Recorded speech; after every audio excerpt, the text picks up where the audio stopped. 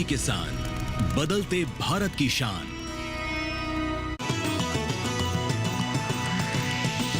DD किसान, बदलते भारत की शान।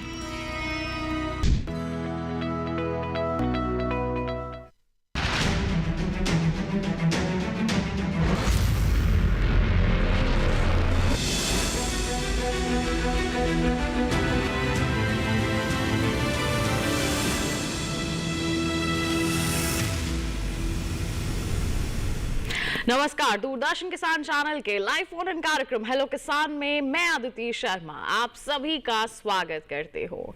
आज के हमारे इस कार्यक्रम की शुरुआत करें उससे पहले दूरदर्शन किसान चैनल के सभी दर्शकों को होली के इस रंग बिरंगे त्योहार की हार्दिक शुभकामनाएं।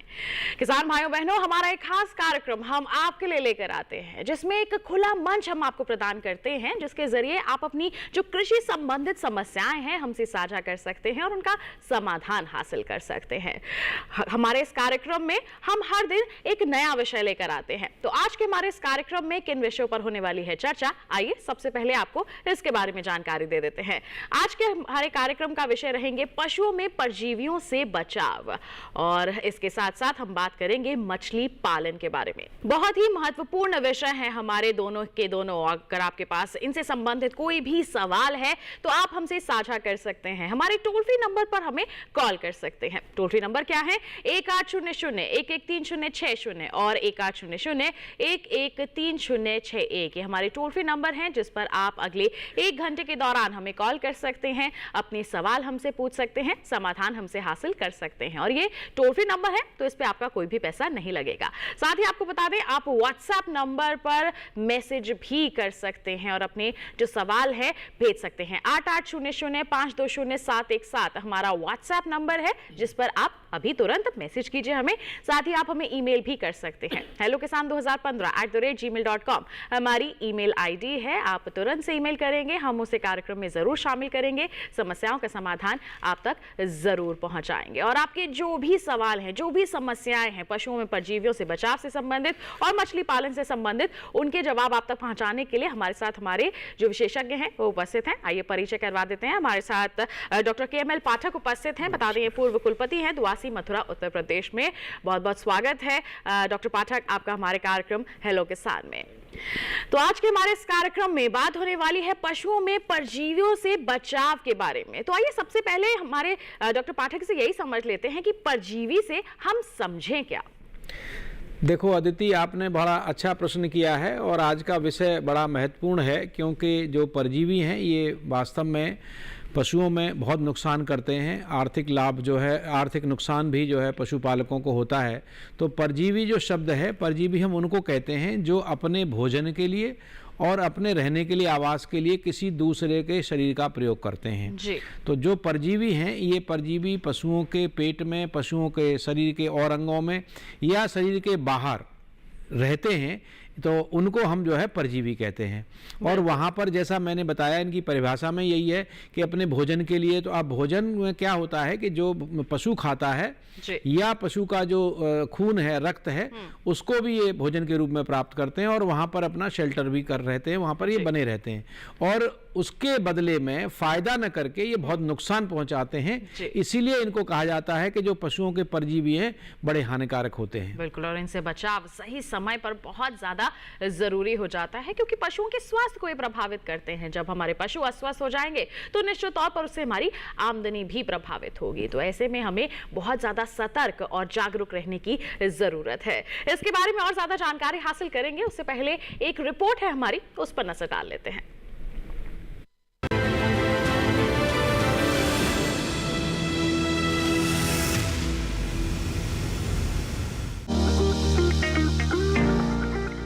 जो पशु के शरीर में रहकर अपना पोषण करते हैं उन्हें परजीवी कहते हैं।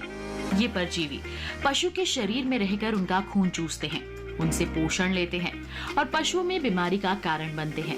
दुधारू पशुओं में 2 तरह के परजीवी देखने को मिलते हैं। पहला बाह्य परजीवी और दूसरा अतः परजीवी। बाह्य परजीवी का संक्रमण शरीर के बाहरी अंगों और त्वचा पर होता है। इसकी वजह चमोकर, माइट्स, मक्खियां, जूं और जोंक होते हैं। इससे पशुओं में खुजलाहट, बेचैनी के लक्षण देखने को मिलते हैं, जिसके कारण पशु के खाने की क्षमता कम हो जाती है और पशु की सेहत खराब होने लगती है। किलनी और चीचड़ ज्यादातर सीलन और अंधेरे वाली जगह पर रहती है। पशु की नियमित सफाई ना होने पर चीचड़ों की संख्या आसानी से बढ़ जाती है। इनसे बचाव के लिए पशु शरीर, पशु आवास और बैठने के स्थान पर 5% गेमेक्सिन घोल या DDT का छिड़काव करना फायदेमंद रहता है। दवा का छिड़काव करते समय पशु के मुंह में जाली लगा दें। आवास में हवा की आवाजाही समुचित रखें। टेक्मोसोल साबुन भी काफी फायदेमंद होता है। वहीं अंतःपरजीवी की बात करें तो ये 2 तरह के होते हैं। पहले कृमि और दूसरे रक्त प्रोटोजोआ। कृमि में गोल कृमि, फीता कृमि, पत्ती कृमि जैसे जीव आते हैं जो पशु के पाचन तंत्र व पाचन क्रिया से संबंधित अंगों को प्रभावित करते हैं। ये पशु को कमजोर कर देते हैं। उपचार के अभाव में पशु की मौत भी हो जाती है। कृमि से बचाव के लिए जल जमाव वाले क्षेत्रों में कॉपर सल्फेट का छिड़काव कर इन्हें नष्ट किया जा सकता है। पशुओं को चारा धोकर खिलाना चाहिए और साफ पानी पिलाएं। रोगग्रस्त पशुओं को स्वस्थ पशुओं के समूह से अलग रखें। वहीं रक्त प्रोटोजोआ से बचाव के लिए रक्त की जांच के बाद सर्रा, बबेसिया और थैलेरिया जैसे प्रोटोजोआ की चिकित्सा पशु चिकित्सक की सलाह से करें। ट्राइकोमोनियासिस परजीवी पशु प्रजनन अंग को प्रभावित करते हैं, जिससे गर्भपात की समस्या देखने को मिलती है। ट्राइकोमोनियासिस के संक्रमण से बचने के लिए प्राकृतिक गर्भाधान की बजाय कृत्रिम गर्भाधान को प्राथमिकता देनी चाहिए।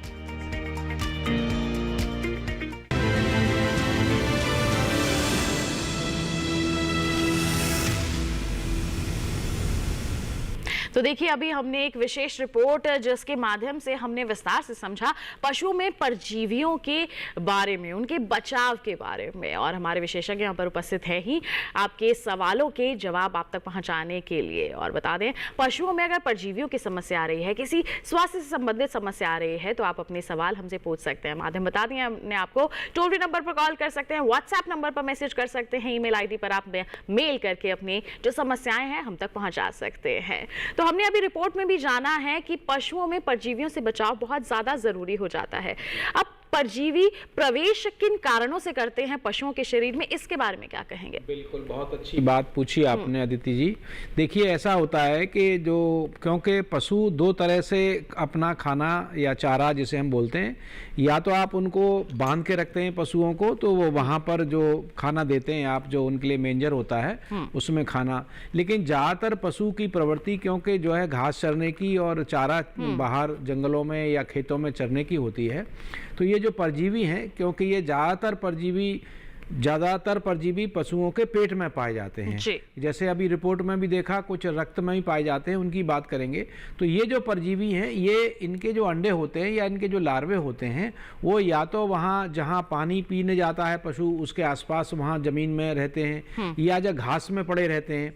तब जब पशु घास चरने जाता है या पानी पीने जाता है और वहाँ पर अगर ये इनके अंडे जो है परजीवियों के या उनके लार्वा पड़े हुए हैं, तो चारे के साथ साथ वो उनको भी खा लेता है। साथ ही साथ अगर जो है पानी है, अगर पानी गंदा है, उसमें भी परजीवी पाए जाते हैं। और कुछ परजीवी ऐसे होते हैं जो इनका जीवन चक्र में, पशु का शरीर तो होता ही है, वो साथ में उनके जीवन चक्र में घोंगे जो नदी नालों के पास पाए जाते हैं, उन घोंगों में भी इनके बच्चे या लार्वी रहते हैं। तो ये घोंगे वहाँ पड़े रहते हैं। तो पशु क्या है, कभी कभी अपने चारे के साथ या घास के साथ, जिसको हम संक्रमित घास कहते हैं, उसके साथ वो घोंगे भी खा जाता है। और इन घोंगों से जो लार्वी निकलते हैं इनके, वो पशु के शरीर में प्रवेश करके और वहाँ पर पूरा एक एडल्ट परजीवी बना देते हैं। तो इनका जो संक्रमण है, इसीलिए इनके संक्रमण को अगर हमने जान लिया तो इनकी रोकथाम भी पशुपालक कर सकते हैं। क्योंकि मैंने जैसे बताया, जहाँ पशु पानी पीने जा रहा है वहाँ पर अगर गंदगी है, अगर पानी गंदा है, संक्रमित है, या चारा जो है खराब है, या उसके ऊपर लार्वी लगे हुए हैं, या उसके ऊपर घोंगे छोटे छोटे चिपक जाते हैं, तो अगर आप ये करोगे तो जो संक्रमण जान लिया तो इसका मतलब हम उसको रोकथाम भी कर सकते हैं। बिल्कुल। तो देखिए, ये कुछ कारण हैं जिनके चलते परजीवियों के प्रकोप में आ जाते हैं हमारे जो पशु हैं। ऐसे में हमें इन सावधानियों को जरूर बरतना चाहिए। साफ सफाई का ध्यान रखना है, चारा जो हम दे रहे हैं उसे भी बिल्कुल साफ यहाँ पर देना है। ऐसे ही एक सवाल हमारे पास आ गया हमारे पहले दर्शक का, जिन्होंने सवाल हम तक पहुंचाया है, उसे मैं कार्यक्रम में शामिल करना चाहूंगी। राजेश जी ने बरेली उत्तर प्रदेश से ये सवाल भेजा है डॉक्टर पाठक, और इन्होंने लिखा है कि मेरी गाय चारा नहीं खा रही है, क्या करें? क्या ये परजीवी के कारण हो सकता है? हाँ बिल्कुल अदिति जी, और मैं राजेश जी आपको बताना चाहूँगा कि अगर गाय जो है चारा नहीं खा रही है, या सुस्त रह रही है, या दूध नहीं दे रही है, या समय से ज्ञावन नहीं हो रही है, इन सब का कारण परजीवी भी हो सकते हैं जी। और तो कारण होते ही हैं, लेकिन उनमें एक प्रमुख कारण परजीवी होता है। तो मैं राजेश जी आपको सलाह दूंगा, आपने प्रश्न किया है बरेली से, तो आपके आसपास पशु चिकित्सालय होगा, तो और वहाँ पर गाय का जो है ना, आप गोबर का परीक्षण जरूर करवाइए। साथ ही साथ अगर कोई नज़दीक वेटनरी हॉस्पिटल है तो वहाँ डॉक्टर को चेक करा लें कि कहीं ऐसा तो नहीं है गाय को पेट में कीड़े हों। अगर पेट में कीड़े हैं तो उनकी दवा देके आप इस समस्या से आप निजात भी पा सकते हैं। तो इसलिए हम कहते हैं कि साल में 2 या 3 बार जो है ना पेट कीड़ों की दवा दी जानी चाहिए। तो अगर ऐसा हो रहा है तो निश्चित रूप से आप इसका उपचार कराइए और गाय आपकी फिर चारा खाने लगेगी और पूरी तरह स्वस्थ हो जाएगी। बिल्कुल। तो जैसे अभी डॉक्टर पाठक आपने सलाह भी दी हमारे दर्शक को कि 2 से साल में 1 से 2 बार यहाँ पर कीड़ों की दवा देनी चाहिए। जी हाँ। तो अगर कीड़े हैं तब देनी है या नहीं है तब भी देनी चाहिए? नहीं, हम तो सलाह ये देते हैं कि आप जो है ना, क्योंकि इसको एक हम कहते हैं कि प्रोफाइलैक्टिक है, यानी बचाव भी करता है। तो क्या है, आपको अगर नहीं भी है, अगर आपने मान लीजिए आप कहते हैं, कोई पशुपालक कहता है साहब मैंने तो गोबर टेस्ट कराया उसमें नेगेटिव आया है, लेकिन तब भी आपको दवा देनी है। पशुपालन में सबसे जो हम सलाह देते हैं वो देते हैं कि साल में चाहे आप पशुपालन कर रहे हैं या मुर्गी पालन कर रहे हैं, तो उसमें पेट के कीड़ों की दवा नियमित रूप से दी जानी चाहिए। और एक चीज और है आदित्य जी, यहाँ पे मैं जोर दे के बताना चाहता हूँ कि हमारे कुछ पशुपालक क्या करते हैं, जो पेट के कीड़ों की दवा के बारे में वो जान जाते हैं, उनको पता रहता है ये दवा पेट के कीड़ों की है, तो वो क्या करते हैं, वो खुद ही दवा ले आते हैं और उसको उन्होंने बाल्टी में या उसमें कहीं बर्तन में घोला और पशु को पिला दिया। ये मत करिए, ये गलत है। बिना पशु चिकित्सक की सलाह के कोई भी जो है पेट कीड़ों की दवा नहीं पिलानी चाहिए। दूसरी बात है इसमें एक ये भी रहती है कि हम जो है इसको हर साल बदलते हैं। अगर एक दवा क्योंकि बाजार में पेट कीड़ों की कई प्रकार की दवाएं पाई जाती है, तो इनको बदल बदल के देते हैं। उसका कारण ये है कि हमने भारतवर्ष में ये देखा है कि ये पेट के कीड़ों की दवाएं पशुपालक इतना ज्यादा देने लग गए और अंडर डोजिंग करने लग गए या ओवरडोजिंग करने लग गए। तो उससे क्या होता है, कभी कभी पशुपालक कहता है मैंने तो साहब 3 बार दवा पिला दी पशु को, लेकिन फिर भी पशु को बार बार कीड़े हो जा रहे हैं। इसका मतलब है कि वो जो दवा पिला रहे हो आप, जो बिना अपने पशु चिकित्सक की सलाह के दवा पिलाई है, उसके प्रति उसमें रेजिस्टेंस डेवलप हो गया बॉडी में, तो वो उसके खिलाफ काम नहीं कर रही दवा। इसलिए आप स्वयं चिकित्सक न बने, अपनी गाय को, अपनी भैंस को, अपनी गाय को, अपनी भेड़ को या अपनी मुर्गियों को अगर पेट के कीड़ों के लिए, तो आप किसी निश्चित रूप से किसी अच्छे डॉक्टर को दिखाइए और उसकी गोबर का परीक्षण करवाइए, उसके रक्त का परीक्षण कराइए और वो जो पशु चिकित्सक दवा सलाह देते हैं देने की, वो दवा दीजिए। बिल्कुल। तो दवा के संदर्भ में अभी आप इतनी अहम जानकारी दे रहे हैं और हमारे जो दर्शक इस समय हमें टेलीविजन पर देख रहे हैं वो भी और जागरूकता हासिल करना चाहते हैं, और इसी के संदर्भ में उन्होंने एक सवाल भी हम तक पहुंचा दिया है। हरियाणा से गीता जी का सवाल आया है कि जब हम दवा दे रहे हैं तो क्या सावधानियां बरतें हम अपने पशु के लिए? बहुत अच्छी बात गीता जी आपने पूछी है। देखिए, हम जो है हम खुद जैसे हम दवा लेते हैं अपने बच्चे को देते हैं तो सावधानी बरतते हैं, यानी स्वयं भी बरतते हैं, तो वही पशु को भी दवा देते समय, खासकर अगर पेटे कीड़ों की दवा दे रहे हैं या पशु को दस्त लग गए उनकी दवा, कोई भी दवा पिला रहे हो, तो आप एक चीज़ ध्यान रखो कि एक तो उसका जो सर है वो पैरेलल रहना चाहिए और बहुत ऊंचा न करें और वो सांस नली में न चली जाए दवा। ये बहुत कभी कभी इससे क्या होता है कि वो दवा जो है सांस नली में चले जाके फेफड़ों में चली जाती है और उसको हम एस्पिरेटरी निमोनिया बोलते हैं, उससे भी पशु की मृत्यु हो जाती है। आदमियों में भी बड़ा कॉमन है, कभी कभी एक्सीडेंटली गलती से किसी को दवा वहाँ चली जाती है सांस नली में, तो आपको ये सबसे बड़ा ध्यान रखना है। साथ ही साथ ये जो छोटे बच्चे हैं, जो अगर आप छोटे बच्चों को दवा दे रहे हो, आप कट रहा है कट रही है, तो उसमें और विशेष रूप ध्यान देना है। लोग क्या करते हैं कि एक व्यक्ति पकड़ लेता है, उसका सर पकड़ के या उसका जो गला पे पकड़ लें और दवा देते हैं, तो वो ऊंचा हो जाता है और उससे सांस नली में दवा चली जाती है। तो आपको ये ध्यान रखना है कि वो सांस नली में दवा न जाके आहार नली में दवा जाए, तो कोई नुकसान नहीं होगा। बिल्कुल। तो गीता जी, जो आपने सवाल किया था कि क्या सावधानियां बरतें जब हम पशु को दवा दे रहे हों, उसके बारे में हमारे विशेषज्ञ ने विस्तार से आपको बता दिया है। और ऐसी ही महत्वपूर्ण जानकारियों का जो सिलसिला है आगे भी जारी रखेंगे, लेकिन फिलहाल रुक रहे हैं एक छोटे से ब्रेक के लिए। कहीं मत जाइए, देखते रहिए हमारा लाइव फोन इन कार्यक्रम हेलो किसान और बने रहिए दूरदर्शन किसान पर।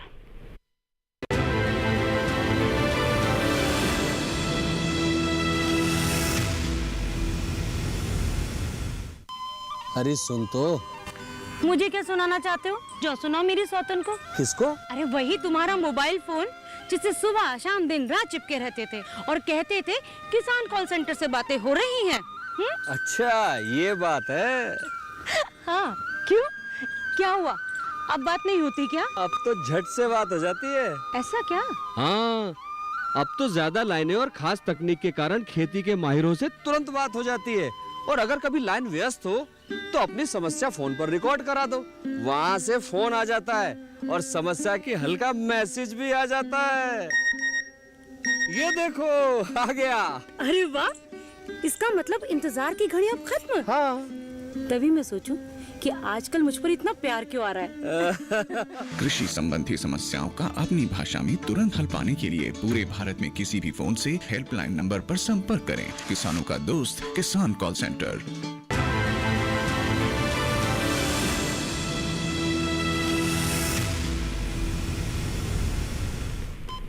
ब्रेक के बाद दूरदर्शन किसान चैनल के लाइव फोन इन कार्यक्रम हेलो किसान में आप सभी का फिर से स्वागत। आज हम बात कर रहे हैं पशुओं में परजीवी से बचाव के बारे में, मछली पालन के बारे में। आपके पास कोई सवाल है, जल्दी से अपना फोन उठाइए। आप हमारे टोल फ्री नंबर पर कॉल कर सकते हैं, व्हाट्सएप नंबर पर मैसेज कर सकते हैं और ईमेल आईडी पर मेल करके अपने सवाल हम तक पहुंचा सकते हैं, जिनके जवाब आप तक जरूर पहुंचाए जाएंगे। और लगातार हम बात कर रहे हैं यहाँ पर डॉक्टर पाठक से, पशुओं में परजीवी से बचाव कैसे किया जाए। बचाव तो हम तब करेंगे जब हमें जानकारी होगी कि परजीवियों के बारे में होते क्या हैं और किन किन कारणों से इनका खतरा हो सकता है। इसके बारे में डॉक्टर पाठक ने बताया है, लेकिन अब परजीवियों को और ज्यादा समझते हैं। हमने रिपोर्ट में सुना था कि बाह्य और अंतः परजीवी होते हैं, इसके बारे में आप क्या कहेंगे? हाँ, देखिए अदिति जी, परजीवियों को हम दो ग्रुप में बांटते हैं। एक वो परजीवी, जैसा रिपोर्ट में भी दिखाया गया था, जो पशु के शरीर के ऊपर, यानी जो खाल है, पशु का स्किन है, उसके ऊपर जो चिपके रहते हैं, थनों के पे चिपके रहेंगे, जो उसकी पूंछ होती है उसके नीचे चिपके रहते हैं, या गर्दन पे चिपके रहते हैं, आँख के पास यहाँ देखा होगा वहाँ चिपके रहते हैं, कान में चिपके रहते हैं। तो इनको हम बोलते हैं बाह्य परजीवी, यानी जो पशु के शरीर के बाहर पाए जाएं उनको हम बाह्य परजीवी कहते हैं। और ये भी बड़े खतरनाक होते हैं। खतरनाक इन दी सेंस में कहता हूँ कि ये बहुत गंभीर बीमारियां पैदा करते हैं। ये जो पहले हम इन्हीं की बात करते हैं, तो जो बाह्य परजीवी, जैसा मैंने बताया, ये पशु की जो चमड़ी है, वो खाल है, उसके ऊपर चिपके रहते हैं और ये दो तरह से नुकसान करते हैं। पहला नुकसान तो इनका ये है कि ये वहाँ से जो पशु का रक्त है या पशु का जो खून हम कहते हैं, वो इनका भोजन होता है। तो ये जो, और इसमें विशेष रूप से जो किल्लियाँ आती हैं, चीचड़ जिनको बोलते हैं, देखा होगा जो है वो सभी, और कोई पशु हो, इवन आपका अगर घर में कुत्ता रख रहे हैं तो कुत्ते में भी कान के नीचे मिलेगा। और गायों में विशेष रूप से जो थन है, उस थन के आसपास या जहाँ गोबर निकलता है उसके आसपास आप देखोगे वहाँ चुपके रहते हैं, गर्दन के पास चुपके रहते हैं, कान के अंदर देखेंगे तो उसके अंदर चुपके रहते हैं। तो ये क्या करते हैं, ये पशु का जो है, जो रक्त है, वो इनका भोजन होता है। तो ये वो भोजन के लिए पशु का रक्त जो है चूसते हैं। उससे क्या होता है कि पशु में एनीमिया हो जाता है, पशु में खून, एनीमिया यानी पशु में खून की कमी हो जाती है और उसकी वजह से जो पशु है वो कमजोर होने लगता है, धीरे धीरे वो खाएगा नहीं और बहुत सारी गंभीर बीमारियां। तो एक तो इसको हम बोलते हैं सीधा प्रभाव, डायरेक्ट लॉस जो है वो ये हो गया, खून पिया उसने। और अगर आप सोचो कि एक किडनी जो है 0.005 जो है ml ब्लड लेती है, तो अगर सैकड़ों में, हजारों में किडनी चिपकी रहती हैं, तो ये इसी प्रकार के मच्छर भी है, मच्छर भी बाह्य परजीवी के रूप में आ जाते हैं। जू हैं, इनको भी हम बाह्य परजीवी कहते हैं। जू भी यही करते हैं। तो वो जो पशु का बाल होता है वहाँ उसके नीचे चुपके रहते हैं। तो एक तो ये हो गया डायरेक्ट लॉस। अब मैं आपको बताऊं, जो दूसरा, जो सबसे खतरनाक जो ये लॉस करते हैं या हानि करते हैं, ये बहुत सारे परजीवियों को भी जो है खून चूसते समय उसके पशु के शरीर के अंदर डाल देते हैं। अभी जैसे रिपोर्ट में देखा था आपने, बहुत बीमारी एक बीमारी जो है थिलेरियोसिस होती है, एक बीमारी बबेसियोसिस होती है। ये बीमारी जो है पशु पे, अगर पशु के शरीर पे ये किलनी या चीचड़ चिपके हुए हैं तो उनके माध्यम से ही होती है। और ये जो दोनों बीमारियां हैं, बबेसियोसिस, थिलेरियोसिस, ये भी एक परजीवी है, लेकिन वो परजीवी एक परजीवी के माध्यम से शरीर में जा रहा है पशु के में। यानी जब किलनी जो है या जो चीचड़ है वो जब उसका खून चूसने के लिए शरीर पर चुपकी है, उस किलनी के अंदर ये परजीवी पाए जाते हैं, तो ये वहाँ चले जाएंगे। तो इस तरह से जो है, तो ये जो दोनों रोग हैं, विशेष रूप से ये हमारी देसी नस्लों में, गायों में नहीं होते हैं, भैंसों में, लेकिन जो हमारी विदेशी या संकर नस्ल की जो गाय हैं उनमें ये बहुत गंभीर बीमारियां हैं और इनसे बहुत मृत्यु हो जाती है। जो दूध देने की क्षमता भी गाय की, भैंस की घट जाती है, कम हो जाती तो ये इस तरह से हम इनको बाह्य परजीवी बोलते हैं। बिल्कुल। अब हम बात करते हैं आंतरिक परजीवी की। बिल्कुल, आंतरिक के बारे में आपसे जानेंगे डॉक्टर पाठक, विस्तार से हमारे दर्शकों को हम बताएंगे, लेकिन हमारे दूसरे जो विशेषज्ञ हैं वो जुड़ गए हैं, उन्हें हम पहले कार्यक्रम में यहाँ पर शामिल कर ले। हमारे साथ हमारे दूसरे विशेषज्ञ डॉक्टर नीतीश कुमार चंदन जी जुड़ गए हैं, जो वैज्ञानिक है केंद्र मीठा जल जीवन अनुसंधान संस्थान भुवनेश्वर, ओडिशा में। डॉक्टर नीतीश, बहुत बहुत स्वागत है आपका हमारे लाइव फोन इन कार्यक्रम हेलो किसान में। जी हाँ, मछली पालन के बारे में हम आज आपसे चर्चा करने वाले हैं। मछली पालन की अगर हम बात करें, हमारे देश में क्या स्तर है और कितना लाभकारी हो रहा है ये हमारे युवाओं के लिए, हमारे मछली पालकों के लिए? मैं बताना चाहूंगा कि अगर मछली पालन एक अच्छे विकल्प के रूप में आप उसको अपना सकता है, जो हमारे फार्मर हैं, उसमें आप अगर देखेंगे तो आप 1 एकड़ में आप कम से कम आपका 1.5 लाख से आप 3-4 लाख तक, जिस टाइप से आप उसमें खेती करते हैं, मछली का पालन करते हैं, अलग अलग आपका प्रजाति के मछली का पालन करते हैं, तो आप आराम से उसमें कमा सकते हैं। और इसमें आप देखेंगे तो एग्रीकल्चर या दूसरा जो आपका जो विकल्प है उसके तुलना में इसमें रिस्क भी कम होती है। और फर्स्ट टाइम पहली बार इसमें थोड़ा सा खर्च ज्यादा होती है तालाब के प्रिपरेशन के लिए, बट अगर आगे जाके ये जो हमारा जो मछली पालन का विकल्प है वो अच्छा प्रॉफिट देता है। तो कोई भी फार्मर, जो छोटे फार्मर या मार्जिनल फार्मर है, वो भी इस मछली पालन को, व्यवसाय को अपनाकर एक अच्छा जीविका के लिए इसको बिल्कुल एक अच्छा आय का साधन बना सकते हैं मछली पालन को अपनाकर हमारे जो किसान हैं, हमारे देश के जो युवा हैं। बिल्कुल इसके संदर्भ में और भी ज्यादा जानकारी आप तक पहुंचाएंगे, लेकिन उससे पहले एक विशेष रिपोर्ट है हमारी मछली पालन के संदर्भ में, वो दिखा देते हैं आपको।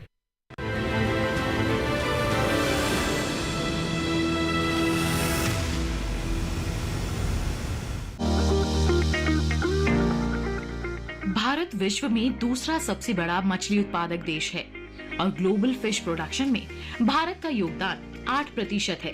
बता दें कि मछली पालन आबादी के एक बड़े हिस्से के लिए आजीविका का साधन भी है। लेकिन अगर आप भी मछली पालन करना चाहते हैं तो इसके लिए आपको कुछ जरूरी बातों का पता होना चाहिए। जैसे मछली पालन के लिए अच्छी गुणवत्ता के बीजों का उपयोग करके आप मछली पालन की तैयारी कर सकते हैं। सबसे पहले तालाब को पूरी तरह से साफ करके उसे तैयार करें और इसके बाद मछली पालन के लिए अच्छी गुणवत्ता के बीज इस्तेमाल करें। अगर आप बाहर से बीज खरीद रहे हैं तो इस बात का ध्यान रखें कि तालाब में कम से कम 1 फिंगरलिंग साइज का ही बीज डालें। मछली पालन के लिए रोहू, सिल्वर और ग्रास भाकुर आदि मछलियों का पालन किया जा सकता है। तालाब में मछली बीज डालने के 25 दिन बाद फसल तैयार हो जाती है। तालाब में पूरे वर्ष कम से कम 1.5 मीटर पानी का स्तर बना कर रखें। बारिश के मौसम में तालाब पर बाढ़ का प्रभाव न पड़े, इसका ध्यान रखें। तालाब में पानी का रंग गहरा हरा होने पर रासायनिक खाद का उपयोग बंद कर दें। पानी का रंग गहरा भूरा और गंदला होने पर गोबर की खाद का उपयोग बंद कर दें। जैसे तालाब के पानी का रंग सामान्य हो जाए तो उर्वरकों का उपयोग फिर से शुरू कर सकते हैं। इस तरह सही समय पर सही तरीके से मछली पालन करके आप अच्छा मुनाफा कमा सकते हैं।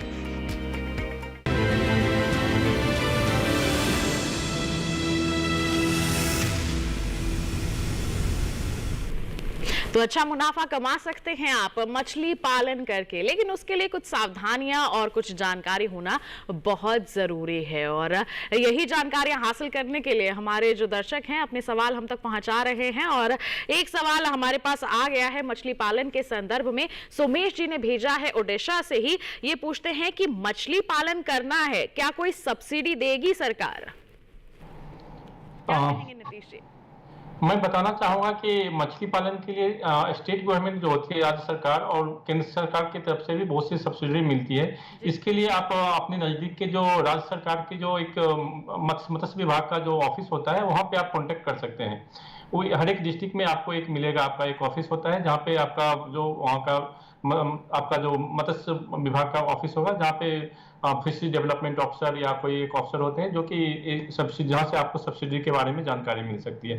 और ऐसे देखेंगे तो आपको हर एक मतलब जो राज्य सरकार होती है उसको और जो केंद्र सरकार दोनों की तरफ से सब्सिडी मिलती है, तो मिनिमम 40% से 60% तक आपको आराम से सब्सिडी मिल जाती है। आपको तालाब के नए तालाब बनाने के लिए हो, या फिर आपको नई तकनीक जैसे कि आपको बायोफ्लॉक या फिर अलग तरह की जब RS का आपको लगाना है, या कोई भी आपको तालाब का जीर्णोद्धार करनी है, तो उसके लिए बहुत सारी सब्सिडी के गवर्नमेंट की बहुत सारी योजनाएं हैं जिसका आप अनुदान आप उठा सकते हैं उसके लिए। बट उसके लिए आपको नजदीक के आपको सरकारी जो संस्थान है आपका जो मत्स्य विभाग का, वहां से आपको कांटेक्ट करना ज्यादा मतलब अच्छा रहेगा उसके। बिल्कुल। तो सोमेश जी, आपको कहाँ संपर्क करना है? हमारे विशेषज्ञ ने आपको बता दिया है, सब्सिडी जरूर दी जा रही है। और एक और सवाल हमारे पास आ गया है मध्य प्रदेश से। अमित जी ने ये सवाल भेजा है कि मछली पालन करने से पहले ट्रेनिंग कहाँ से लें? ट्रेनिंग के लिए आप नजदीकी कृषि विद्यालय, जो कि मत्स्य विद्यालय जो होते हैं, मत्स्य महाविद्यालय होते हैं, आप अगर वहां से भी ट्रेनिंग ले सकते हैं। दूसरा है कि आपका कृषि विज्ञान केंद्र होती है, हर एक डिस्ट्रिक्ट में लगभग रहती है, जहां पर अगर वहां पे सुविधा उपलब्ध है तो आप वहां भी ले सकते हैं। नहीं तो आप फिर राज्य सरकार का जो मत्स्य विभाग होती है, हर एक डिस्ट्रिक्ट में उसका जो ऑफिस होता है, वहां से आप कॉन्टेक्ट कर सकते हैं। नहीं तो फिर जैसे केंद्र सरकार के भी बहुत सारे जो इंस्टीट्यूट हैं, जैसे कि रिसर्च इंस्टीट्यूट होती है, जैसे हमारा सीफा हो गया भुवनेश्वर में, अगर आप भुवनेश्वर में रहते हैं तो भुवनेश्वर में यहाँ भी कांटेक्ट कर सकते हैं। हमारे यहाँ हम भी अलग अलग विषय में मछली पालन में अलग अलग जो, जैसे कि आपका कैसे सीड का उत्पादन कैसे करते हैं, उसका फीड का उत्पादन कैसे उसका करते हैं, या फिर डिफरेंट जो आप होता है कि कार्प कल्चर के लिए, या फिर आपका जो आपको प्रॉन कल्चर के लिए डिफरेंट टाइप का जो उसमें कल्चर होता है, अलग अलग चीज के लिए हम लोग ट्रेनिंग देते हैं। समय समय पे ट्रेनिंग हम लोग के आयोजित करते रहते हैं। आप हमारी वेबसाइट से जाके कॉन्टेक्ट कर सकते हैं। अगर आपको कोई स्पेसिफिक एरिया में आप ट्रेनिंग लेना चाहते हैं आप उसमें। बिल्कुल। तो अमित जी, ट्रेनिंग जरूर उपलब्ध है, बस आपको यहाँ पर नजदीकी कृषि विज्ञान केंद्र और या जो फिर विश्वविद्यालय हैं वहां का रुख आप कर सकते हैं। साथ ही एक और सवाल आ गया है हमारे पास। केशव कुमार सिंह जी ने भेजा है ये दरभंगा बिहार से, और इन्होंने लिखा है कि हमें लगभग 1 एकड़ तालाब में किस प्रकार से मछली पालन कर सकते हैं हम, जो कम अवधि में तैयार हो जाए, इसके बारे में बताएं। 1 एकड़ में मैं बताना चाहूंगा कि कोई भी, जैसे कि आप दरभंगा में रहते हैं तो वहाँ पे आप देखेंगे तो आपको कोई भी मछली पालन करने के लिए आपको एक टाइम होती है जो कि 7 से मतलब आपको 8 से 9 महीना का कल्चर पीरियड होता है, जिसपे आपको 800 ग्राम से लेके आपका 1.25 kg तक का मछली आपको आराम से आप उगा सकते हैं वहाँ पे। और इसके लिए आपको कोई भी मछली, जैसे कि अगर आपको डिपेंड करता है कौन सा सीड अवेलेबल है वहाँ पे, इस सब को देख के आप जैसे कि आप कार्प कल्चर भी कर सकते हैं, जैसे कि हमको रोहू कतला मृगल होती है उसका खेती कर सकते हैं। नहीं तो फिर हम लोग का जो चाइनीज कार्प बोलते हैं हम लोग, उसके साथ में मिक्स करके जब silver carp, grass carp, common carp, ये सब भी बहुत सारे मतलब आपको ऑप्शंस हैं जिसका आप खेती कर सकते हैं। बट उसके लिए क्या है कि आपको थोड़ा सा अगर ध्यान देना होगा कि आप अच्छे क्वालिटी का आपका जो सीड होती है, बीज होती है, उसको यूज करें। उसके लिए आपको भी गवर्नमेंट का जो संस्थान है वहां से कांटेक्ट कर सकते हैं। और दरभंगा में भी आपका बहुत सारे इंस्टीट्यूट भी हैं, जैसे कि आपका मतलब मुजफ्फरपुर में भी CIC जो हमारा एक ICR का संस्थान है, वहाँ भी ट्रेनिंग दी जाती है वहाँ पे। नहीं तो फिर पटना में भी कुछ संस्थान है जो मतलब आप मछली पालन सब पे ट्रेनिंग देती है, तो वहाँ से भी आप कांटेक्ट कर सकते हैं, जहाँ से आपको इसके बारे में और डिटेल से आपको विस्तृत जानकारी आप प्राप्त कर सकते हैं। बिल्कुल। तो केशव जी, आप 1 एकड़ में कर सकते हैं और आसानी से कर सकते हैं मछली पालन। संपर्क आपको कहाँ करना है और जानकारी के लिए हमारे विशेषज्ञ ने आपको बता दिया है, और ऐसी ही जानकारियां आगे भी आप तक पहुंचाते रहेंगे। फिलहाल रुक रहे हैं एक और छोटी सी ब्रेक के लिए। आप नहीं मजा आइए, देखते रहिए हमारा लाइव फोन इन कार्यक्रम हेलो किसानों। बने रहिए दूरदर्शन किसान पर।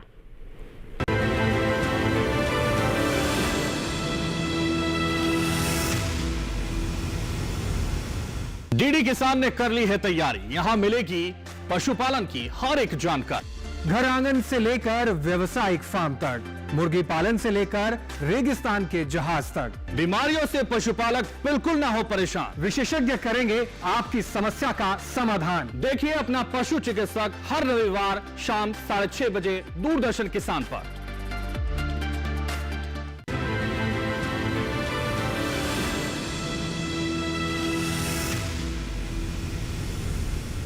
ब्रेक के बाद दूरदर्शन किसान चैनल के लाइव फोन इन कार्यक्रम हेलो किसान में आप सभी का फिर से स्वागत। आज हम बात कर रहे हैं पशुओं में परजीवी से बचाव के बारे में और मछली पालन के बारे में। आपके पास कोई भी सवाल है तो आप हम तक पहुंचा सकते हैं। टोल फ्री नंबर पर कॉल कीजिए, व्हाट्सएप पर मैसेज कीजिए या फिर आप ईमेल आईडी पर मेल करके अपने सवाल हम तक पहुंचा सकते हैं, जिनके जवाब हमारे विशेषज्ञ आप तक जरूर पहुंचाएंगे। और हम लगातार बात कर रहे हैं परजीवियों के बारे में, मछली पालन के बारे में, और हमारे दर्शक भी हमें अपने जो सवाल है वो भेज रहे हैं। और एक ऐसा ही सवाल सोनीपत से आ गया है जगदीश जी का। इन्होंने लिखा है कि पशु का जो पेशाब है वो लाल रंग का निकलता है और दूध तीखे स्वाद का होता जा रहा है, ऐसे में क्या कर सकते हैं? जी देखिए जगदीश जी, ये भी एक बड़ी गंभीर बीमारी है। हो सकता है मैं क्योंकि मेरे सामने आपका पशु नहीं है, लेकिन जो आप लक्षण बता रहे हैं उस हिसाब से इसको बवेसियसिस रोग भी बोलते हैं, जिसमें पशु का जो पेशाब है उसमें थोड़ा रक्त आता है जिसकी वजह से वो लाल हो जाता है। साथ ही साथ आप दूध में अभी बता रहे हैं तो ये लक्षण ये बता रहे हैं कि आपके पशु को बवेसियसिस रोग है। तो मैं सलाह दूंगा, आप सोनीपत से हैं, सोनीपत में अच्छा एक पशु चिकित्सालय है, वहाँ उसको दिखाएं, उसका ब्लड टेस्ट कराएं। और ये एक ऐसी बीमारी है जिसका के निदान समय से हो जाता है तो पशु की मृत्यु नहीं होती है और पशु ठीक हो जाता है। तो मैं आपको सलाह दूंगा कि आप नज़दीक के इसको डिले मत करिए। और साथ में उसका जब तक आप वहाँ जा रहे हैं या हमारे इस प्रोग्राम को देख रहे हैं, इस बीच में पशु को पानी खूब पिलाइए और साथ ही साथ उसको चारे वगैरह की कमी नहीं होने दीजिए। साथ में मिनरल मिक्सचर वगैरह भी देंगे तो वो इसको ठीक करने में और मदद करेगा। बिल्कुल। तो जगदीश जी, आपको क्या करना है हमारे विशेषज्ञ ने आपको बता दिया है। और इसी के साथ बढ़ते हैं आगे। और डॉक्टर पाठक, अंत परजीवी के बारे में अब आपसे हम जानकारी लेना चाहेंगे। देखिए अदिति, जो हम बात कर रहे थे, मैंने जैसा पहले वायु परजीवियों के बारे में बताया, अब हम बात करेंगे अंतः परजीवी या आंतरिक परजीवी। आंतरिक परजीवी का मतलब यह है कि जो पशुओं के पेट में या पशुओं की आंत में या पशुओं के रक्त में पाए जाते हैं, या जो पशुओं के कुछ अंग हैं जैसे यकृत है, लिवर है जिसको हम बोलते हैं, लिवर में भी एक लिवर फ्लूक नाम का एक परजीवी पाया जाता है। तो मुख्य रूप से सबसे पहले हम बात करते हैं कि जैसा मैंने बताया था कि पशु की जो प्रवृत्ति होती है वो भोजन के लिए वो चारा जो जमीन पर ग्रेजिंग करता है, तो चारा चरने के लिए या घास चरने के लिए जाता है। तो उसके साथ में पशु के वो जो कीड़े होते हैं इनके परजीवियों के, उनके लार्वी या उनके अंडे उसके साथ चारे के साथ चले जाते हैं, घास के साथ चले जाते हैं। तो ये जो परजीवी हैं ये इनके पेट में रहते हैं। विशेष रूप से जो एक एबोमिज्म पार्ट होता है, जो चार पेट वाले पशु हैं, जिसमें जो जुगाली करने वाले पशु हैं, या फिर अगर हम छोटे पशु की बात करें, कुत्तों की बात करें, तो इनके भी पेट में पाए जाते हैं। और ये जो एबोमिज्म में जो पाए जाने, विशेष रूप से अगर मैं शीप एंड गोट की बात करूं तो उनमें एक हिमोंकस नाम का एक परजीवी होता है। ये भी वहां पर रह के पेट में चिपक जाता है, पेट की जो खाल होती है अंदर की, वहां से चिपक के, और ये वहां से ब्लड उसका सक करते हैं, उनका रक्त पीते हैं। उनका भोजन जो है पशु का रक्त है। तो धीरे धीरे क्या होगा कि जब वहां पर एक जगह चिपका हुआ है, फिर वहां से हट जाएगा, दूसरी जगह चिपकेगा, तो इस चक्कर में वो वहां घाव भी करता है। तो पशु को धीरे धीरे क्या होगा कि पशु कमजोर होने लगेगा और पेट में, इसलिए पशु को धीरे धीरे इंडाइजेशन हो जाएगा, पशु कम खाना खाएगा, पशु स्वस्थ रहने लगेगा। इसके दूसरे परजीवी जिनकी बात करते हैं आंतरिक परजीवी, वो पशुओं के आंत में पाए जाते हैं। कभी कभी हमारे पशु पालक भाई बताते भी हैं कि जो छोटा कटरा बफेलो का जो बच्चा है उसके गोबर में बहुत सारे टेप वर्म, इनको बोलते हैं, फीते जैसे, फीताकृमि बोलते हैं। तो ये पशुओं के आंतों में पाए जाते हैं और ये जब ज्यादा संख्या में हो जाते हैं तब ये पशु की जो आंत को है उसको ब्लॉक कर देते हैं। तो इससे पशु में भी जो खाने की जो है कम हो जाता है, खाना कम खाता है, पशु धीरे धीरे कमजोर होने लगता है। इसी प्रकार तीसरा परजीवी जो आंतरिक परजीवी मैंने जिक्र किया अभी, वो है लिवर में पाए जाने, लिवर फ्लूक।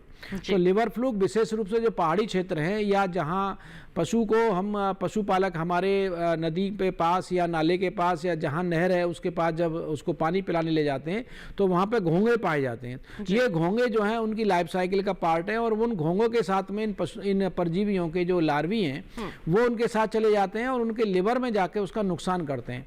धीरे धीरे करके उसके लिवर को खा जाते हैं और उसको कमज़ोर कर देते हैं। और जब लिवर, हम सब जानते हैं, हमारे पशुपालक भाई भी जानते हैं लिवर की क्या काम होता है। तो लिवर अगर पशु का खराब हो जाएगा तो धीरे धीरे पशु जो है भोजन कम करेगा, खाना कम खाएगा, चारा कम खाएगा, पानी कम पिएगा और धीरे धीरे बीमार हो जाएगा। तीसरे प्रकार के सबसे प्रमुख जो परजीवी, आंतरिक परजीवी हैं, जो पशुओं के खून में पाए जाते हैं। जैसा मैंने अभी जिक्र किया और एक सोनीपत के हमारे एक पशुपालक भाई ने सवाल भी करा था, तो उसमें बवेसियोसिस और थिलोरियोसिस, ये 2 बीमारियां हैं। ये भी प्रोटोजोआ छोटे होते हैं, ये वैसे आंख से नहीं दिख सकते, माइक्रोस्कोप में इनको देखा जाता है, और ये किलनियों के माध्यम से इन पशुओं में पहुंचते हैं। तो किलनियां जो है, तो आपको मैं सलाह देता हूं, अगर आपके पशु के शरीर पे एक भी किलनी है, उसको छुड़ाइए, उसकी दवा लगाइए, क्योंकि किलनी जो है 2 तरह से नुकसान कर रही है। एक तो उसका खुद का खून चूस रही है उसका पशु का, दूसरा बीमारी कर रही है। तो ये जो आंतरिक परजीवी हैं, ये हर तरह से पशु का स्वास्थ्य का नुकसान करते हैं, और आपका धीरे धीरे जो दूधारू पशु है वो दूध देना कम कर देता है। पशु कभी कभी हमारे पशुपालक भाई कहते हैं कि मेरी गाय या मेरा भैंस जो है हीट में नहीं आ रही है, उसका भी कारण होता है। और एक और आपने रिपोर्ट में भी हमारे पशुपालक भाइयों ने देखा होगा, बड़ी महत्वपूर्ण रिपोर्ट जो है अभी आपने प्रोग्राम में देखी है, एक और परजीवी होता है ट्राइकोमोनियासिस।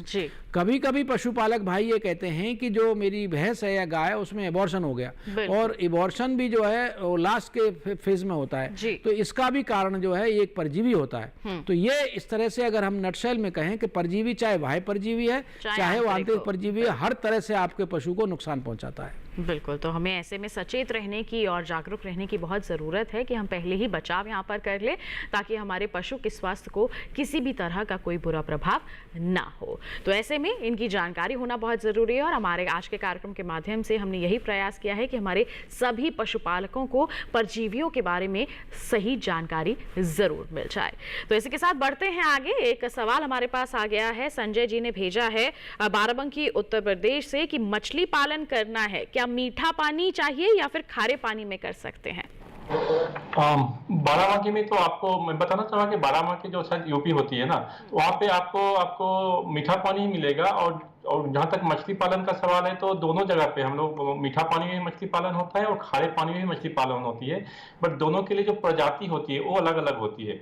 जैसे हम लोग का रोहू, कतला, मिर्गाल होती है, फिर आपका जैसे ग्रास कार्प, सिल्वर कार्प और जो हमारा कॉमन कार्प, इस टाइप की जो मछली है वो सब हमारी फ्रेश वाटर में होती है, जो मीठे पानी में होती है, कल्चर होती है। लेकिन कुछ जैसे कि आपको जब जो प्रॉन होती है, झींगा मछली जिसको बोलते हैं, वो सब जो मछली होती है उनका पालन हम लोग खारे पानी में भी करते हैं। ऐसे तो हम लोग को मछली पालन होती है दोनों, मतलब आपको खारे पानी में भी कर सकते हैं, आप मीठे पानी में भी कर सकते हैं, बस उनकी प्रजातियां अलग अलग होती है। खारे पानी की मछली को हम लोग मीठे पानी में नहीं कर सकते हैं, मीठे पानी वाले को हम लोग खारे पानी में जल्दी नहीं कर सकते हैं। बिल्कुल, तो ये बहुत ही महत्वपूर्ण यहाँ पर जानकारी है कि हमें किस्मों का या फिर कहीं प्रजातियों के बारे में जानकारी होना बहुत जरूरी है। तो डॉक्टर नीतीश, आपसे ही जानना चाहेंगे, किसी को शुरुआत करनी है, ट्रेनिंग ले ली और अनुदान के बारे में भी हमने बात कर ली यहाँ पर, तो उसके बाद क्या करें? तालाब का निर्माण, उसके बाद मछलियां कहाँ से लें और किस तरह से शुरुआत करें? नहीं, सबसे पहले तो आपको जहाँ पे तालाब, एक जहाँ पे अच्छी मिट्टी होती है वहाँ पे तालाब करना अच्छा रहता है। वहाँ पे जहाँ पे पानी का सोर्स, जहाँ पे, क्योंकि मछली तो पानी में हम लोग खेती करते हैं, तो वहाँ पे जहाँ पे अच्छा पानी का सोर्स हो तो उसको हम लोग को चयन करना पड़ता है। उसके बाद हम कोई भी आपका जो एक्वाकल्चर कोई भी डिपार्टमेंट से हेल्प लेके हम लोग किस साइज में आपका कितना अवेलेबल है, आपका कितना, आपका जो जमीन आपके पास जो पट्टा है कितना साइज का है, उसके हिसाब से हम लोग तालाब का निर्माण करते हैं। तो हम लोग देखते हैं कि मिनिमम 0.2 एकड़ से हम लोग लेके आपको 1.5 या 2 बड़ा, उससे जितना बड़ा भी कर सकते हैं, लेकिन मिनिमम 0.2 एकड़ का होने से अच्छा रहता है। उस तालाब हम लोग उसका मिनिमम एक यूज कर सकते हैं।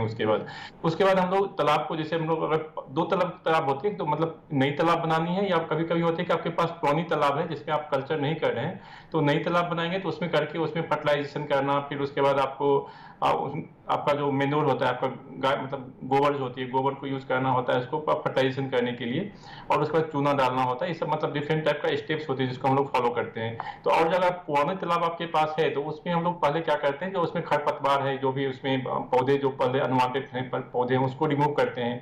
जो पहले से जो मछलियां, शिकारी मछलियां हैं या जो अनवांटेड जो मछली कल्चर करने के लायक नहीं है, छोटी छोटी मछलियां हैं, उनको हम लोग रिमूव करते हैं। उसको नेटिंग से कर सकते हैं, या समटाइम्स जैसे महुआ का खली होता है, पर आपको 1 एकड़ में आपको 1000 kg महुआ का खली डाल के, या समटाइम ब्लीचिंग पाउडर भी यूज करके हम लोग उसको रिमूव करते हैं। उसको जो पहले से जो मछलियां हैं वहाँ पे शिकारी मछलियां या जो अनवांटेड मछलियां जो होती है, जिसका हम लोग उतना इंपॉर्टेंट नहीं है, उसको रिमूव करके फिर उसमें हम लोग पानी का थोड़ा सा गुणवत्ता का चेक करते हैं। जैसे हम लोग बताते हैं कि पानी का गुणवत्ता, उसमें पीएच का बहुत ज्यादा इंपॉर्टेंट होता है।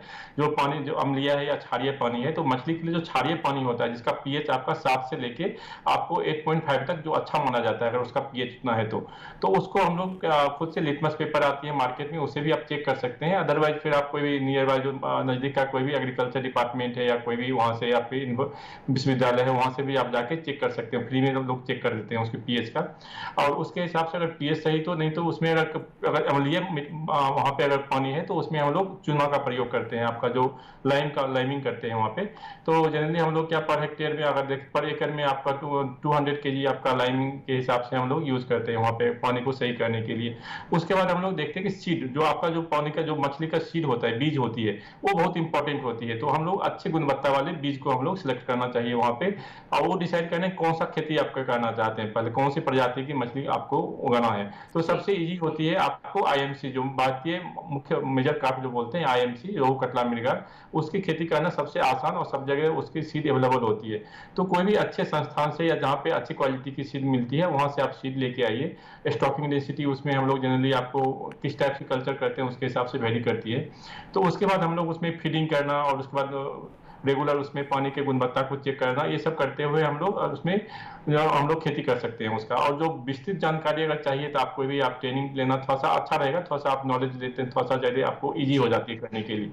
बिल्कुल, तो ये तमाम जो तैयारियां हैं आपको करने की ज़रूरत है अगर आप मछली पालन की यहाँ पर शुरुआत कर रहे हैं। ये तमाम बातें आप ज़रूर ध्यान में रखिए, तो निश्चित तौर पर अच्छे स्तर पर आप मछली पालन कर पाएंगे, उसमें सफलता भी हासिल ज़रूर कर पाएंगे। इससे संबंधित और भी कोई सवाल है आपके पास तो हम तक पहुँचाइए, उसके जवाब आप तक पहुँचाएंगे। लेकिन एक छोटे से ब्रेक के बाद कहीं मत जाइए, देखते रहिए हमारा लाइव फोन इन कार्यक्रम हेलो किसान, और बने रहिए दूरदर्शन किसान पर।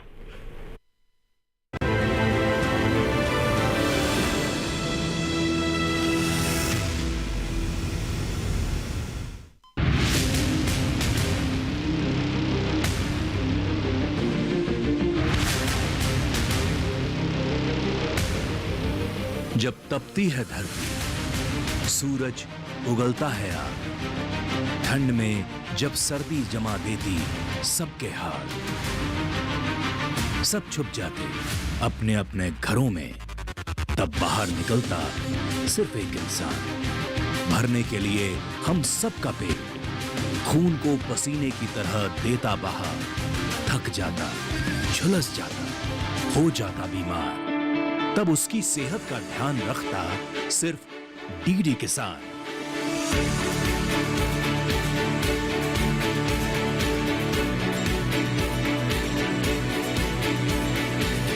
देखिए स्वस्थ किसान शनिवार शाम 6 बजे लाइव, सिर्फ दूरदर्शन किसान चैनल पर।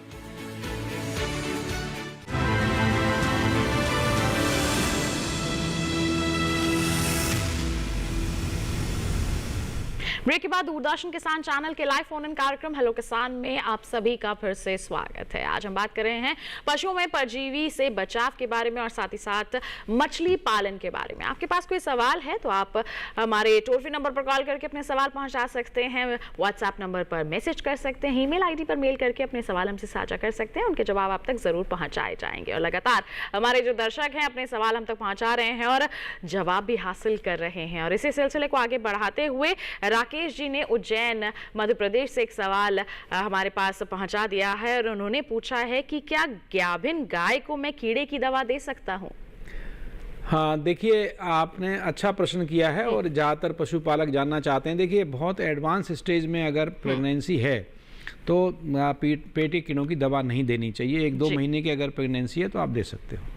बिल्कुल, तो शुरुआती दौर पर हम यहाँ पर दे सकते हैं, लेकिन वो भी चिकित्सकों की वो भी सलाह में। हाँ, ये तो मैं हमेशा देखिए अदिति जी, मैं हमेशा कहता हूँ चाहे पेट के कीड़ों की दवा हो या कोई भी दवा हो, बिना चिकित्सक की सलाह के वो दवा नहीं देनी चाहिए।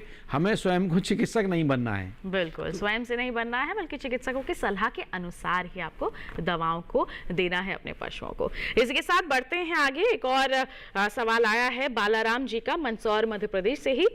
इन्होंने पूछा है कि मछली पालन में सरकार द्वारा कोई लोन दिया जाता है, अगर हाँ तो ब्याज क्या लगता है? हैं कि लोन के लिए आप कोई स्टेट डिपार्टमेंट का जो ऑफिस है उन्हीं के थ्रू आपको जो भी लोन सब्सिडी मिलती है मेनली उन्हीं के थ्रू मिलती है। तो आप नजदीक के जो आपको स्टेट डिपार्टमेंट के जो मछली विभाग है उनसे कांटेक्ट कीजिए, वो आपको इसके बारे में सही जानकारी बताएंगे। और सब्सिडी की जहाँ अनुदान की बात है तो स्टेट गवर्नमेंट में आपको देखिएगा तो आपका जो मतलब हमारे जो अनुसूचित जाति के भाई हैं उनके लिए आपको जायदे मिलती है 60% तक का आपको सब्सिडी मतलब अनुदान मिलता है। और महिलाओं के लिए भी जो महिला फार्मर है जो उनके लिए भी आपको 60% तक जनरली अलग अलग स्टेट में मिल जाती है, कुछ 60% तक आपको सब्सिडी मिलती है तालाब के निर्माण के लिए या फिर आपका उससे रिलेटेड जो भी आपका मछली उत्पादन के बाद का जो हो गया जैसे कि आपका कुछ प्रोसेसिंग के लिए उसके लिए भी या मछली पालन के लिए या तालाब के निर्माण के लिए जो बहुत फिर बायोफ्लॉक या नई तकनीक है उसके निर्माण के लिए भी आपको लोन मिलती है, 60% तक आपको मिलती है। और जो जनरल होते हैं या फिर पुरुषों के लिए कम से कम 40% तक आपको अनुदान की व्यवस्था रखी है। तो आप इसके लिए फिर भी अच्छी विस्तृत जानकारी के लिए मैं बोलूंगा कि आप स्टेट डिपार्टमेंट का जो ऑफिस होती है हर एक डिस्ट्रिक्ट में होती है ये, तो वहां पे जाके आप जो मत्स्य पदाधिकारी हैं उनसे कांटेक्ट कीजिए, वो आपको सही ज्ञान मतलब सही तरह से आपको मार्गदर्शन कर पाएंगे वो। बिल्कुल। एक और सवाल डॉक्टर नितेश आपके लिए ही आया है और ये भेजा है देवेंद्र कुमार जी ने राजस्थान से। इन्होंने लिखा है कि मछली पालन के लिए सरकारी क्या-क्या लाभ मिलते हैं और किस प्रजाति की मछली पालन करना सही रहता है?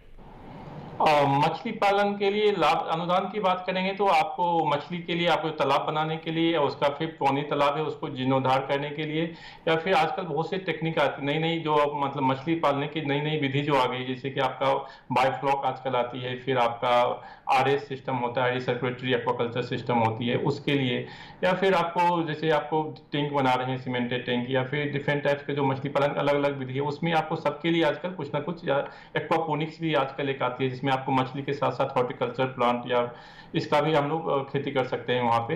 तो सबके लिए आजकल गवर्नमेंट कुछ ना कुछ सब्सिडी की व्यवस्था रखी है बट वो सब आपको स्टेट डिपार्टमेंट के थ्रू ही मिलती है। तो मैं बोलूँगा अगर सब्सिडी की बात है तो आप वहाँ पे कांटेक्ट कीजिए, वो ज़्यादा अच्छा से आपको ज्ञान दे पाएंगे, आपको ज़्यादा नॉलेज दे पाएंगे। और दूसरी क्वेश्चन आपका अच्छी प्रजाति के बारे में जानना चाहते हैं। अच्छी प्रजाति के बारे में तो आप अगर शुरुआत करना चाहते हैं तो मैं बताऊंगा कि आप जो भारतीय मेजर कार्प जो बोलोगे IMC जिसको बोलते हैं, रोहू कतला और मृगल जो होती है उस मछली से आप शुरुआत कर सकते हैं। आप पालन मतलब वहां से आप स्टार्ट करें क्योंकि वहां पे आसानी से मिल जाती है सीड और उसके बाद अगर आपके पास एक बार कॉन्फिडेंस आ जाती है तो आप उसके बाद दूसरी बहुत सी प्रजाति है जैसे कि आपको माइनर कार्प हो जाती है, पंगेसियस है या फिर आपका मरल्स होती है जो अलग अलग स्टेट में उसका डिमांड अलग अलग होती है। तो उनका उसका जैसे मांगुर आपको बिहार या यूपी साइड में मांगुर का कल्चर होता है या फिर पंगेसियस का, तो जो वहाँ पे रिक्वायरमेंट है उसके हिसाब से आप चेंज कर सकते हैं। बट सबसे पहले अगर शुरू करना होगा तो आपको रोहू कतला और मृगल से शुरू करना ज़्यादा ईजी होता है क्योंकि आपका जो फैसिलिटीज होती है और रिस्क वहाँ पे थोड़ा सा कम होती है, तो आप उससे आप शुरुआत कर सकते हैं। बिल्कुल। तो हमारे जो दर्शक ने अपना सवाल हम तक पहुंचाया था उसका जवाब हमारे विशेषज्ञ ने विस्तार से आप तक पहुंचा दिया है। उम्मीद करते हैं आप इससे ज़रूर संतुष्ट होंगे। और एक और सवाल हमारे पास आ गया है राजस्थान के श्री गंगानगर से और ये भेजा है श्याम जी ने। इन्होंने पूछा है डॉक्टर पाठक आपसे कि चीचड़ों से बचाव कैसे करें, पशु बड़े परेशान हैं। हाँ देखिए चीचड़ जो है ना ये बहुत कॉमन है और गंगानगर जहाँ जो क्षेत्र है आपका वहाँ बहुत पाया जाता है, चाहे गाय हो भैंस हो, इसके अलावा अगर आप पालतू कुत्ता भी घर में रख रहे हैं उनके अंदर भी पाया जाता है।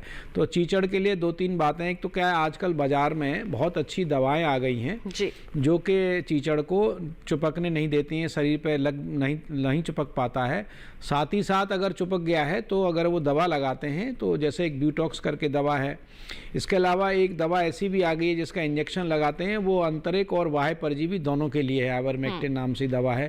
तो मैं सलाह दूंगा आपको कि एक तो आप जहां आपके बड़े पशु रह रहे हैं, आपका जो आवास है पशु का, वहां पर देखिए कि वहां पर ये चीचड़ क्यों अंडे देते हैं। ये अंडे देने के लिए ज़मीन पर आते हैं और जो दीवारों में जो क्रैक्स बन जाते हैं वहाँ रहती हैं, अंधेरा होता है पशु, अगर आपके आवास में जो पशु का जो आवास है उसमें अंधेरा है वहाँ ये अंडे देते हैं। अंडे देने के बाद उनसे लार्वा निकलते हैं और लार्वा फिर पशु के शरीर पर चिपक जाते हैं। तो आप वहाँ देखो कि वहाँ पर आप कोई दवा छिड़क दीजिए, इंसेक्टिसाइड का घोल वहाँ डालें।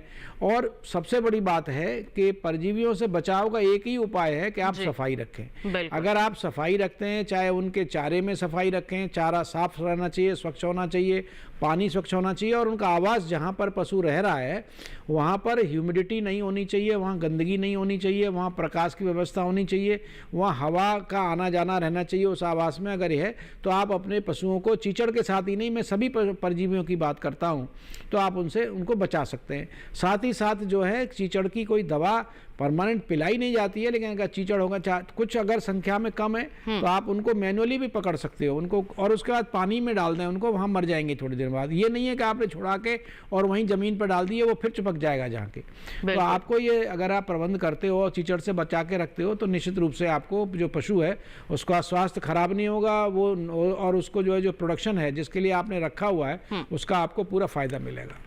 बिल्कुल। तो देखिए आपके सवाल का जवाब हमारे विशेषज्ञ ने श्याम जी आप तक पहुंचा दिया है कि किस तरह से आप चीचड़ों से बचाव कर सकते हैं। बढ़ते हैं आगे, एक और सवाल आ गया है हमारे पास ओम प्रकाश जी का बिहार से, और डॉक्टर नीतीश ये आपके लिए है। इन्होंने लिखा है कि एकीकृत मॉडल बनाना चाहता हूं, उसके लिए कितना बड़ा मछली का तालाब बनाना सही रहेगा? एकीकृत बताना चाहूंगा उनको कि एकीकृत किस चीज के लिए पहले मैं जानना चाहूंगा। एकीकृत जो आप कर रहे हैं वहाँ पे, जैसे बहुत सारे उसमें आपका डिफरेंट टाइप का जो आपका होता है एकीकृत में भी, कौन सा उसके साथ में मछली के साथ और किस चीज को आप वहाँ पे कल्चर करना चाह रहे हैं, तो उस पर डिपेंड करेगी आपको। जैसे कि आपका मछली के साथ जैसे कि पोल्ट्री का भी लोग खेती करते हैं, फिर या डक कम फिश कल्चर होती है, या एग्रीकल्चर के साथ करती है, हॉर्टिकल्चर के साथ भी लोग करते हैं। तो कौन सा एकीकृत खेती कर रहे हैं वहाँ पे, तो उसके हिसाब से हम लोग उसमें बता सकते हैं कि कौन सा कितना आप रिक्वायरमेंट और आपके पास कितना लैंड है या फिर किससे उसको कर सकते हैं। थोड़ा सा कौन सा एकीकृत खेती करना है उसके हिसाब से आपका उसमें करना, पहले वो पता चलना चाहिए कि आप कौन सा एकीकृत खेती करना चाहते हैं, आप मछली के साथ और क्या चीज का आप खेती करना चाहते हैं। बिल्कुल। तो आपकी सलाह क्या रहेगी, संदेश क्या रहेगा हमारे देश के सभी युवाओं के लिए, मछली पालकों के लिए, कि मछली पालन से वो क्यों जुड़े?